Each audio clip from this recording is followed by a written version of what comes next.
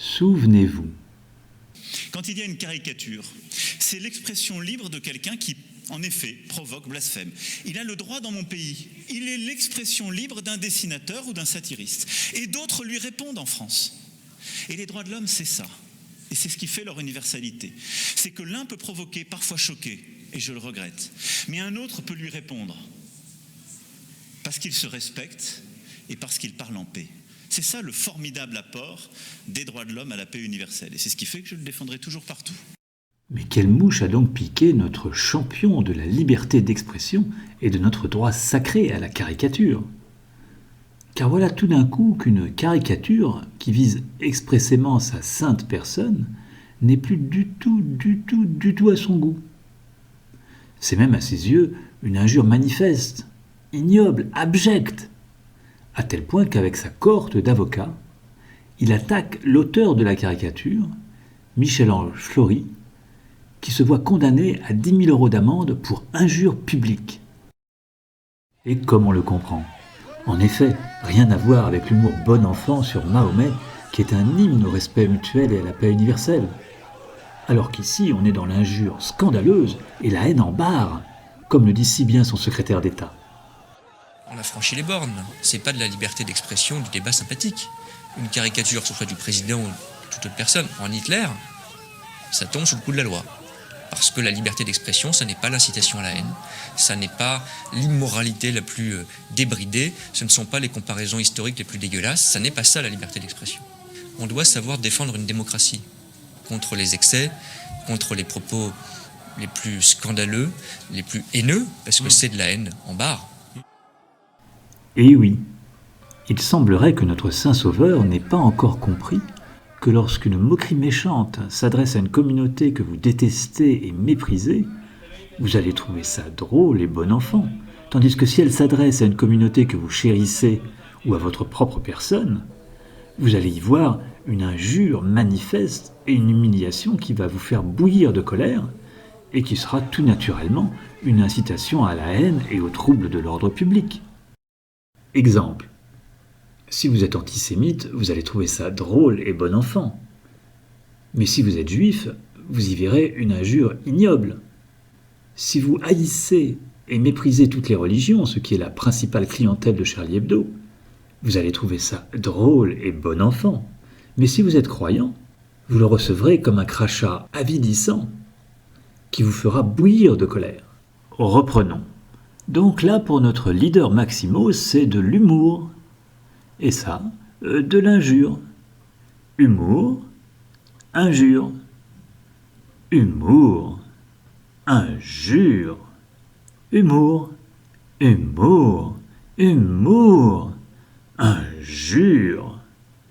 Humour, humour, injure. Ah non, il y a un bug là. Pour ceux qui ne connaissent pas encore cette photo mémorable, sachez que ce n'est pas un montage. Non, c'est une photo authentique que revendique notre président, qui manifestement était déjà à la recherche des McFly et Carlito pour racoler les voix des petits jeunes. Car quand il s'agit de racoler des voix pour se faire réélire, tout est bon à prendre et ça ne saurait en aucun cas insulter sa fonction présidentielle, bien au contraire. Et puis comme chacun sait, s'offrir un doigt d'honneur avec le président, c'est la légion d'honneur du pauvre, ça ne se refuse pas. Mais reprenons. Humour, humour, humour, injure, humour, humour, humour, humour, injure, fatal. Le message est clair. Désormais, tous les petits rigolos qui s'amuseraient à caricaturer notre protecteur suprême, dans les manifestations ou ailleurs, risquent un coup de matraque de 10 000 €, ce qui devrait en refroidir plus d'un. Ne serait-il pas alors grand temps de soutenir Michel-Ange Fleury qui va faire appel de sa condamnation? Qu'en pensez-vous? Car après tout, nous ne ferons que rappeler à notre cher président à quel point il tient lui aussi à protéger notre liberté d'expression jusqu'au blasphème. Il y a aussi en France une liberté de blasphémer, qui est attachée à la liberté de conscience. Et donc de là où je suis là pour protéger toutes ces libertés. J'ai juste à dire, en France, on peut critiquer des gouvernants, un président, blasphémer, etc. Parce qu'il y a en France toutes ces libertés. La liberté de conscience, la liberté d'expression, la liberté des journalistes de faire ses choix, une liberté de blasphème. Il y a le devoir de ne pas avoir de discours de haine et de respecter. Ce régime unique au monde, qui garantit la liberté de croire ou de ne pas croire, mais qui n'est pas séparable d'une liberté d'expression allant jusqu'au droit au blasphème. Être français, c'est défendre le droit de faire rire, la liberté de railler, de moquer, de caricaturer, dont Voltaire soutenait qu'elle était la source de toutes les autres. Être français, c'est être toujours du côté des combattants de la liberté. Et plus encore, quand les renoncements prospèrent, quand la censure progresse. Oh, c'est beau, c'est beau. Allez, encore une dernière pour la route. La liberté de la presse aujourd'hui n'est plus seulement attaquée par les dictatures notoires. Elle est aussi malmenée dans des pays qui font partie des plus grandes démocraties du monde. Elle est malmenée jusqu'en Europe.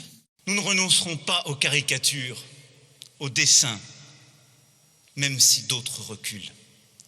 Parce qu'en France, les lumières ne s'éteignent jamais. Mais au fait, comment appelle-t-on un chef d'État qui veut que la même loi s'applique à tous, sauf à sa personne ?